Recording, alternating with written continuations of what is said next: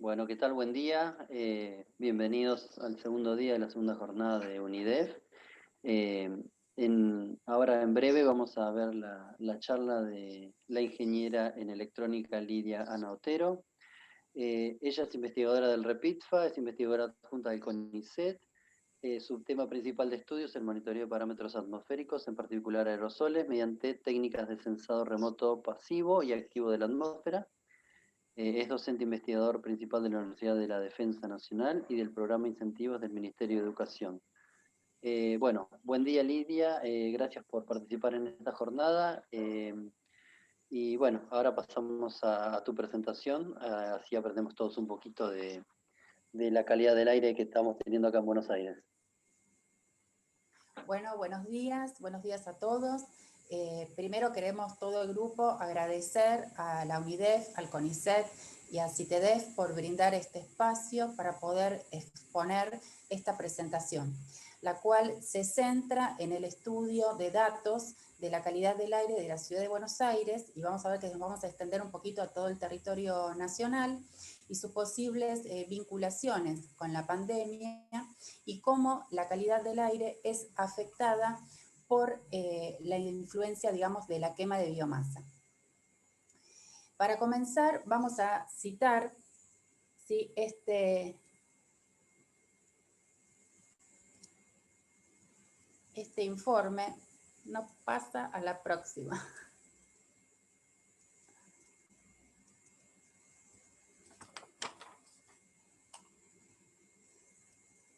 Vamos a citar este informe especial, ¿sí? Que se hizo o que salió publicado en el 2020. Es un informe que relaciona la contaminación del aire con los impactos en la salud. En su primera figura podemos ver el ranking de los factores más importantes que dieron, digamos, o que causaron muertes durante el año 2019. Y podemos ver que la polución del aire se encuentra en el cuarto lugar. En este mismo informe, que es de octubre de este año, aparece una pregunta, un interrogante, que es ¿cómo podría la polución del aire aumentar el riesgo para desarrollar COVID? Y también nos hace la interrogante o la pregunta o plantea la cuestión de cómo el COVID afectó la calidad del aire. Estas mismas preguntas lo podemos encontrar en diferentes portales periodísticos y de diferentes universidades, las cuales, por ejemplo, esta tenemos la de Harvard, vinculan el COVID con la contaminación ambiental. Acá tenemos New York Times y, por ejemplo, acá tenemos una encuesta que se hizo en la CNN, donde pregunta qué es lo que más te pone en peligro durante la pandemia y da tres opciones: es no lavarse las manos, tener reuniones en grandes grupos o la polución del aire. Y la respuesta era las tres. Hay que atender a estas tres cuestiones. Por lo tanto, es un punto clave para su estudio, que todavía está en estudio. Acá tenemos un portal de Chile, tenemos un portal francés, y en contrapartida con todas estas noticias, encontramos esta otra cara de la pandemia, en la cual nos muestra que durante la pandemia se observó una reducción de la contaminación ambiental. Acá tenemos un portal español donde muestra que hubo una reducción importante en las emisiones de dióxido de nitrógeno durante la primera etapa de la cuarentena, digamos. Acá observamos el diario La Nación, ¿sí? Acá un diario de Italia, donde han encontrado también una mejora en la calidad del agua, en este caso. Entonces tenemos dos interrogantes. El primero es por qué la contaminación del aire aumenta el riesgo de muerte por COVID y por qué en el COVID influyó en una disminución de la contaminación del aire. Lo primero que vamos a determinar es qué es la contaminación del aire. La contaminación del aire es la presencia de gases tóxicos, ¿sí? Y de partículas sólidas o líquidas en suspensión en la atmósfera, que son nocivos tanto para la salud como para el medio ambiente. ¿Qué es la calidad del aire? La calidad del aire nos permite conocer el grado de contaminación del aire que respiramos. ¿Por qué es importante medir la calidad del aire? Porque repercute directamente en el bienestar de los seres vivos y en el medio ambiente. Una mala calidad del aire provoca efectos graves en la salud. El monitoreo de la calidad del aire es primordial para salvaguardar la salud humana y así también la contaminación del aire afecta el rendimiento de cultivos, afecta sectores económicos y también afecta la biodiversidad. ¿Cómo impacta la calidad del aire en la salud humana? Estas partículas sólidas y líquidas que se generan o que están en suspensión en la atmósfera ingresan por la nariz y boca al organismo. ¿Cómo van a afectar? Afectan tanto para tener riesgos cardiovasculares, riesgos respiratorios y afecciones, por ejemplo, en el hígado. Entonces, ahí se determina que midiendo estos 5 parámetros, uno puede tener o puede calcular lo que se denomina el índice de calidad del aire.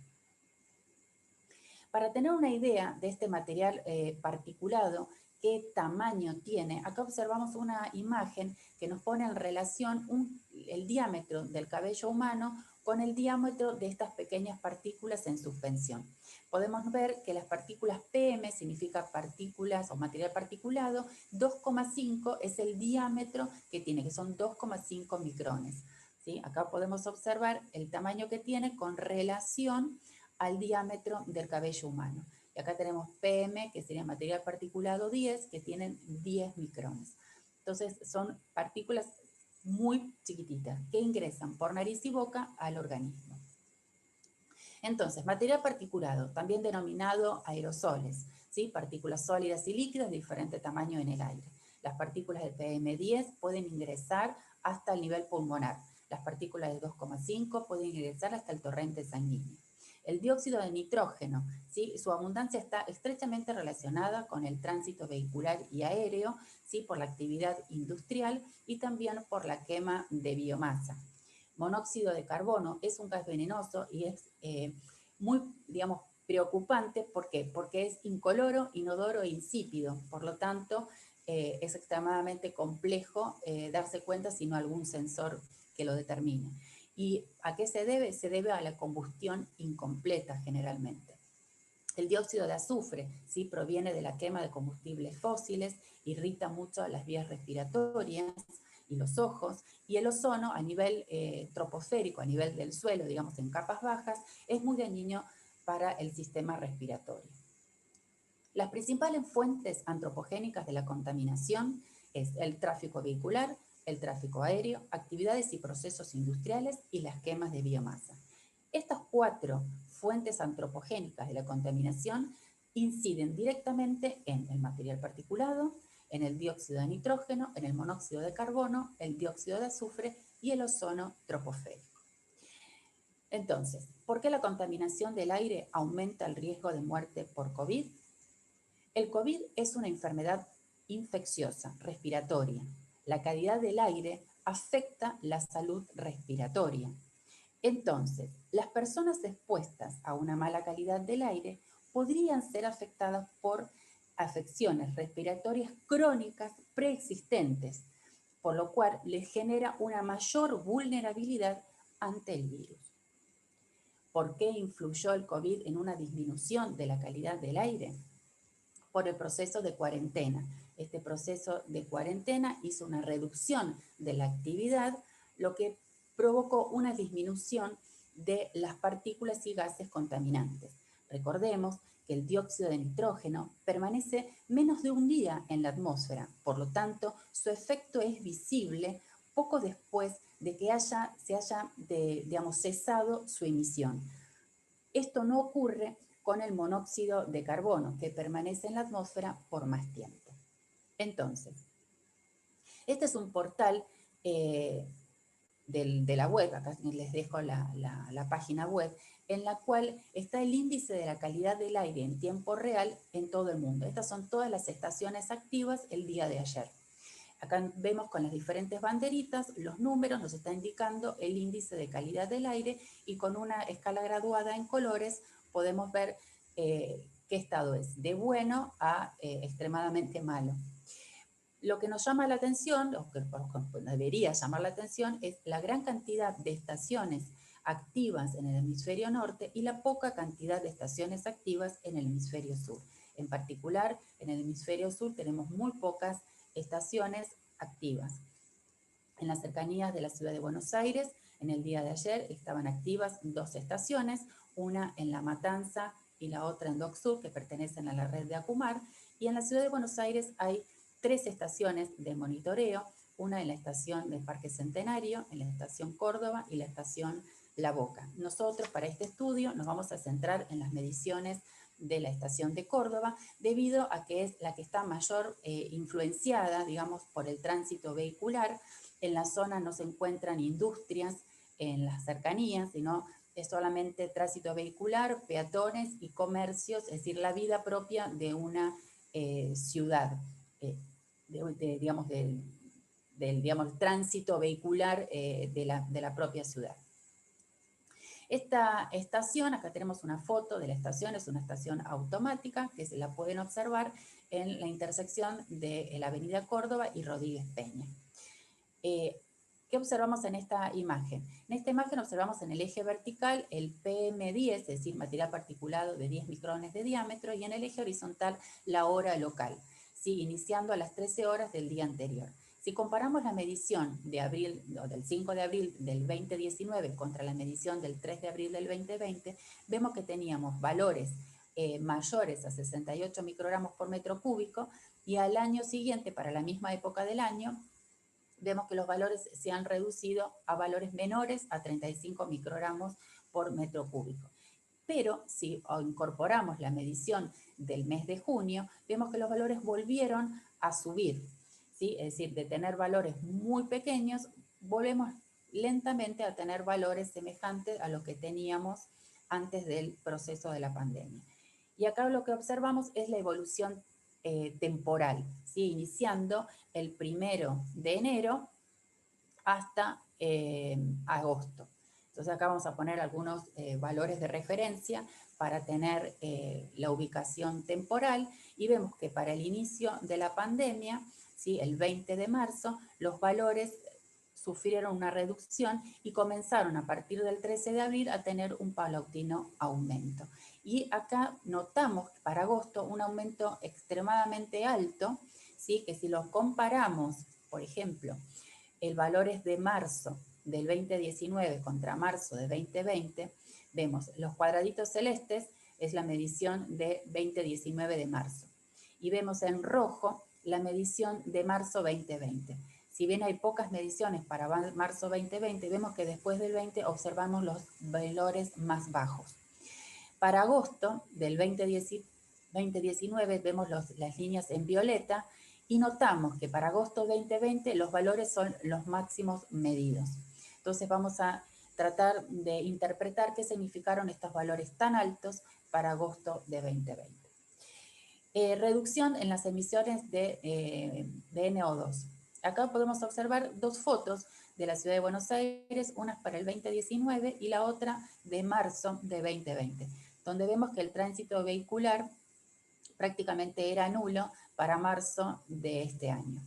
Y lo mismo lo observamos en la emisión del dióxido de nitrógeno. En el eje vertical tenemos microgramos por metro cúbico de dióxido de nitrógeno, y en el eje horizontal la hora del día comenzando a las 13 horas del día anterior.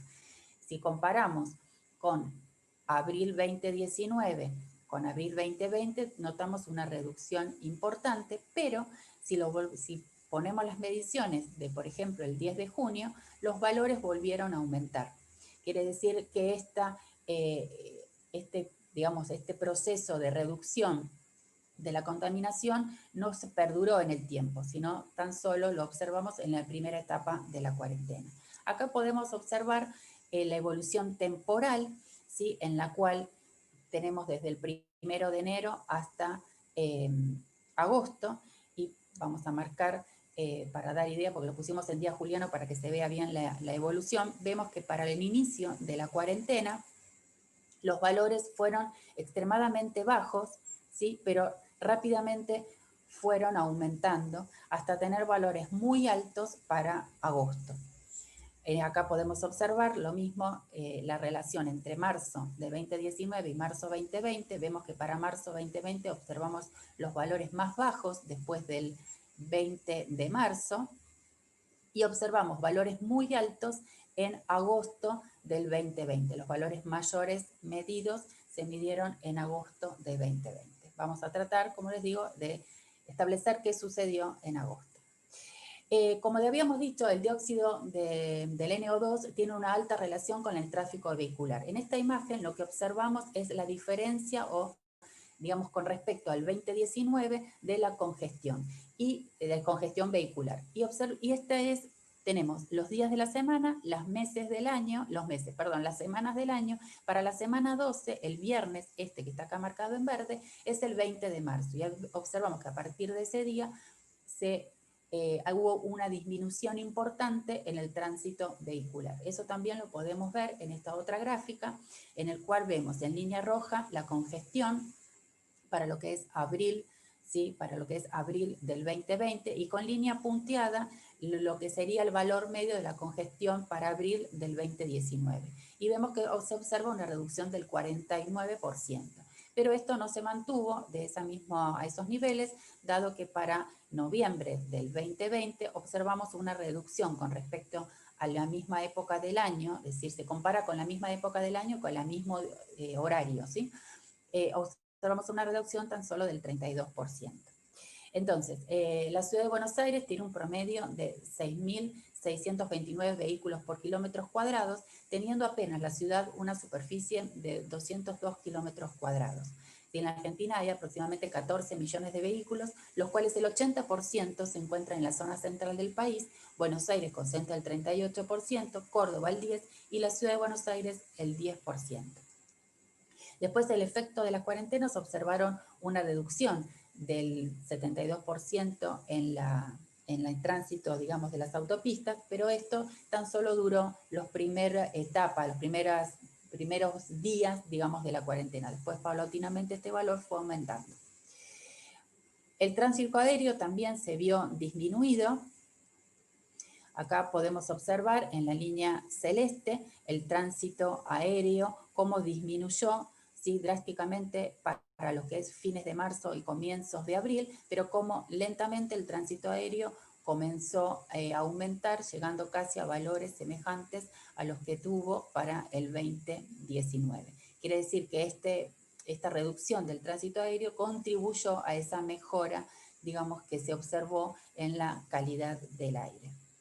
Esta es una imagen, digamos, que es de NASA, en la cual hicieron el cálculo, ¿sí? A través de las mediciones satelitales, desde el 15 de abril al 31 de mayo, entre los años 2015 y 2019, calcularon cuánto era la contribución del NO2 troposférico y lo compararon con la medición del 15 de abril al 31 de mayo del 2020. Y observaron que para la ciudad de Buenos Aires hubo una reducción, ¿sí? Del 40%.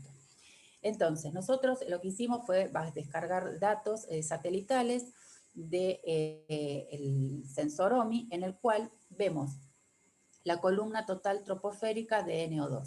Entonces observamos que para entre el 2 y el 6 de marzo, ¿sí? La ciudad de Buenos Aires presentaba valores altos.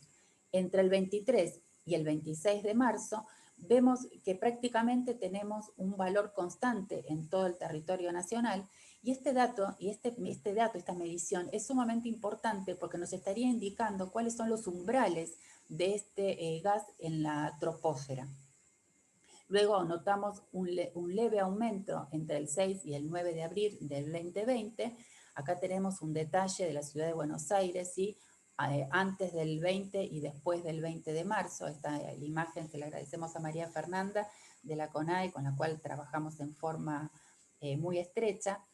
Y acá observamos que para el 20 de abril al 23 de abril los valores comienzan a aumentar, y para agosto observamos valores muy extremos, ¿sí? Muy elevados en todo lo que es la zona del Delta, ¿sí? Todo lo que es la zona del Paraná y en la provincia de Córdoba.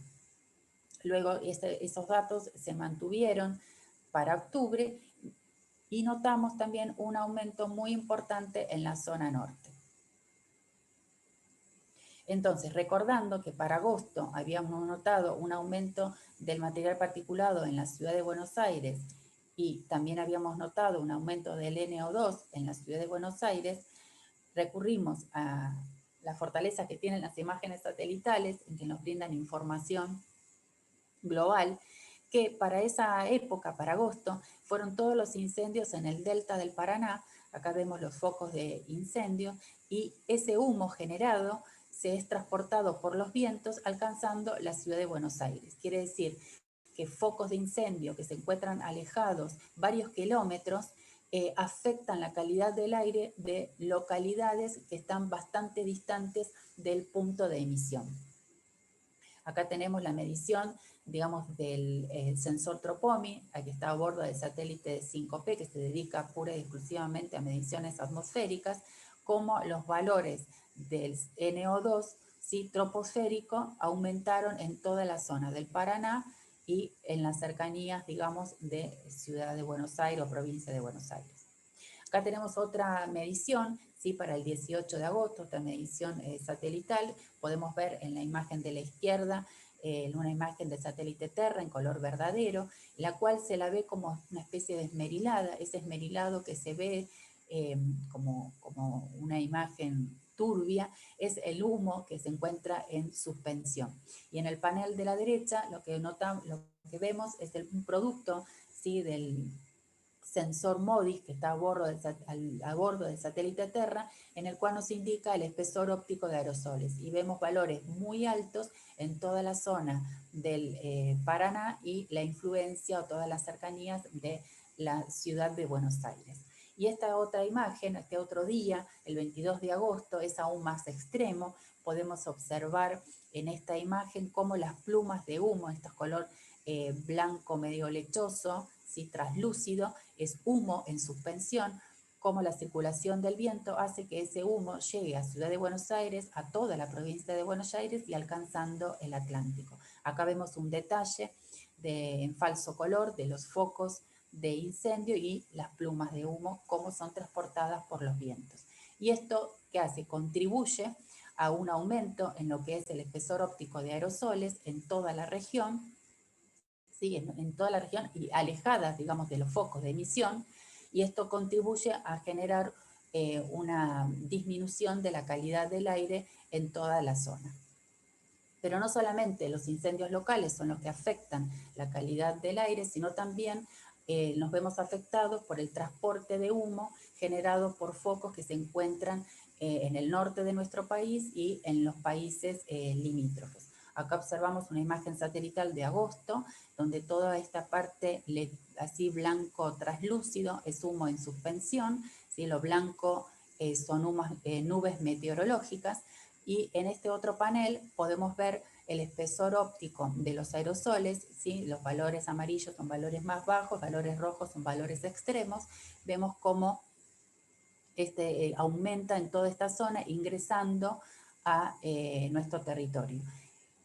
En esta zona, como hay una nube meteorológica, no se puede visualizar, pero dada la circulación del viento, digamos, y de las mediciones locales, observamos que la trayectoria de esta pluma digamos, pasó por Ciudad de Buenos Aires. Acá vemos las mediciones del fotómetro solar. El fotómetro solar es un radiómetro que se encuentra instalado en CITEDEF, y vemos que también para los valores de agosto, ¿sí?, hay días que superaron los 0.5 de espesor óptico en columna total. Acá vemos otra imagen, ¿sí?, del 30 de septiembre de este año, ¿sí?, donde podemos ver cómo todo ese humo en suspensión es transportado por los vientos, pasando o afectando diferentes localidades de todo el territorio nacional. Entonces, más allá de los focos propios o de los focos propios que se generan sobre el territorio, que afectan la calidad del aire, el transporte del humo por los vientos, digamos, ese transporte del humo, digamos, de otras regiones, como por ejemplo de los países limítrofes, afectan también la calidad del aire de otras localidades o ciudades. Acá podemos observar el aumento, ¿sí?, del dióxido de nitrógeno en toda la zona, ¿sí?, en valores rojos, cómo es afectado, cómo aumenta el contenido del dióxido del NO2 en columna total troposférica. Entonces, acá vamos a determinar, o lo que hicimos fue tomar los valores entre el 1 de noviembre al 15 de noviembre del 2020, observando que existen focos, ¿sí?, de elevados valores de este gas en presencia de la atmósfera. Le quitamos el umbral, ¿sí?, el umbral determinado en los primeros días de la pandemia. Entonces podemos observar cuáles son estos focos, ¿sí?, más importantes de aumento de este gas en la atmósfera. Entonces, si comparamos con la densidad de la población, ¿sí?, este es un mapa que nos está indicando la densidad poblacional, vemos que hay un patrón bastante semejante en cuanto a la densidad poblacional con los puntos donde el contenido del gas es mayor. Y para finalizar, tenemos acá un mapa, lo que nos muestra es la cantidad de casos de COVID en los cuales por departamento, ¿sí? Entonces, si observamos los tres mapas, hay una cierta relación, una cierta vinculación de distribución espacial, la cual habrá que estudiar, habrá que seguir estudiando cuáles son los efectos y las relaciones entre ellos. Seguramente ese estudio se debe hacer luego que la pandemia termine, cuando uno tenga todos los datos completos, ¿sí?, la serie temporal completa y todos los datos cerrados, si esta relación que uno puede observar mirando estos tres mapas perdura, si es válida, si no lo es, pero bueno, hay mucho para seguir estudiando. Entonces, como conclusión, la mala calidad del aire puede provocar afecciones respiratorias crónicas, generando una mayor vulnerabilidad ante el COVID. La calidad del aire no es un problema local, al igual que las nubes y la contaminación es transportada de un lugar a otro, ¿sí?, por los patrones de viento. Se comprueba el impacto de la quema de biomasa en la calidad del aire en zonas que están muy alejadas, ¿sí?, de los focos de origen. Las observaciones satelitales, ¿sí?, o tanto también las mediciones de terrestres, provocan como una instantánea, ¿sí?, nos permiten determinar la calidad del aire de una localidad, y la medición satelital nos da una visión global de toda la zona.